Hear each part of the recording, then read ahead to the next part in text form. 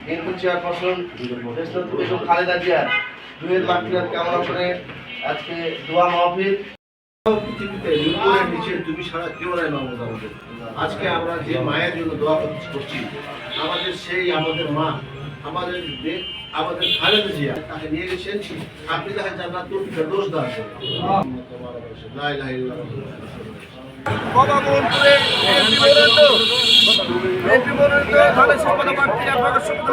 ভাইয়ের পক্ষে আজকে গণসংযোগ এবং প্রচারণার জন্য আমাদের মাঝে উপস্থিত হয়েছেন প্রধান অতিথি হিসাবে সাবেক যুব দলের সভাপতি, জানার সভাপতি, আমাদের রাজশাহী জেলা বিএনপির অন্যতম আহ্বায়ক সদস্য মহসিন ভাই আমাদের মাঝে উপস্থিত হয়েছেন, সাবেক ছাত্র সভাপতি রাজশাহী জেলা এবং বর্তমানে আহ্বায়ক কমিটির অন্যতম সদস্য ভাই।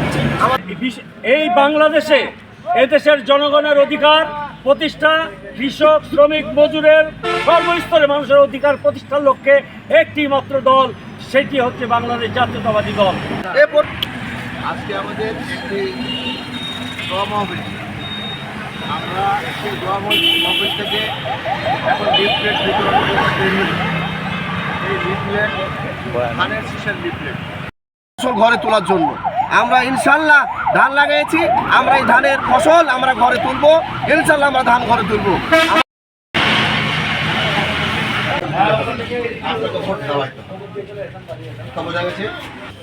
শুধু মিলন ভাই না, ধানের শীষ, সারা বাংলাদেশে ধানের শীষ।